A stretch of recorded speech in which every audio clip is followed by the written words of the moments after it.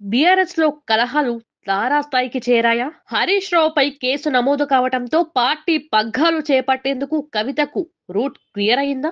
Leadership కోసం ఫ్యామిలీలో జరిగిన చర్చ ఏంటి? కేటీఆర్ తర్వాత కవిత తెరపైకి రావడానికి అసలు కారణాలేంటి? ఇవే ప్రశ్నలు చాలా మందిని వెంటాడుతున్నాయి. బీఆర్ఎస్ అధినేత కేసీఆర్ తర్వాత ఆ పార్టీ పగ్గాలు ఎవరు తీసుకుంటున్నారు? తొలుత కేటీఆర్ కే పగ్గాలు అందుకుంటాయని నేతలు భావించారు. ఈలోగా కవిత తెరపైకి రావడానికి కారణాలేంటి?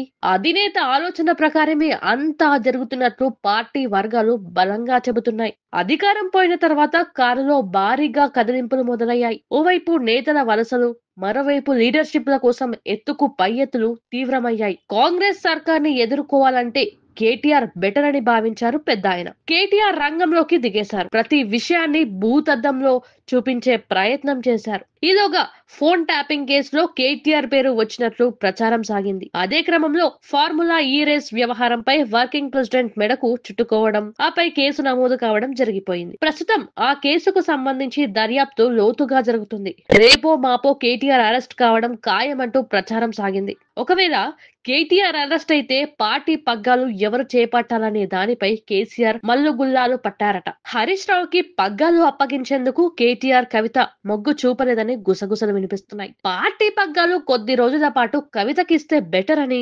కేసీఆర్ చర్చించుకున్నారట. ఆ తర్వాత ఆమె పేరు తెరపైకి రావడం, ఆపై తెలంగాణ జాగృతి సభ్యురాలితో సమావేశం కావడం చకచకా జరిగిపోయింది. బుధవారం నుంచి 5 రోజుల పాటు ఉమ్మడి జిల్లాల నేతలతో సమీక్ష సమావేశం నిర్వహిస్తున్నారు కవిత. డిసెంబర్ 4న వరంగల్, నిజామాబాద్ జిల్లాలో నేతలతో సమీక్ష నిర్వహించనున్నారు. 5న కరీంనగర్, 6న రంగారెడ్డి, ఆదిలాబాద్, 7న హైదరాబాద్, ఖమ్మం, మెదక్ జిల్లాలో నేతలతో సమావేశాలు జరపనున్నారు. పార్టీలో జరుగుతున్న పరిణామాలను హరీష్ రావు వర్గీయులు గమనిస్తున్నారు. అయితే మంగళవారం చక్రీధర్ గౌడ్ ఫిర్యాదుతో హరీష్ రావుపై కేసు నమోదు చేయడం చకచకా జరిగిపోయింది. దీంతో కవితమ్మకు లైన్ క్లియర్ అయింది. ఈ క్రమంలో కేసీఆర్ తన కూతురుకి కొన్ని సలహాలు, సూచనలు చేశారట. దాని ప్రకారమే అడుగులు వేస్తున్నామే. రేవంత్ సర్కార్ ఏడాది సందర్భంగా బీఆర్ఎస్ లో చాలానే మార్పులు చోటు చేసుకున్నాయి. సరిగ్గా ఏడాది పాటు పార్టీని విడిచిన కేటీఆర్ ఇప్పుడు దూరంగా ఉన్నారు. పార్టీ పగ్గాలు కవిత చేతికి వచ్చాయి. ఈమె కూడా ఏడాది పాటు కొనసాగుతారా? మధ్యలో మళ్ళీ ఏమైనా మార్పులు జరుగుతాయా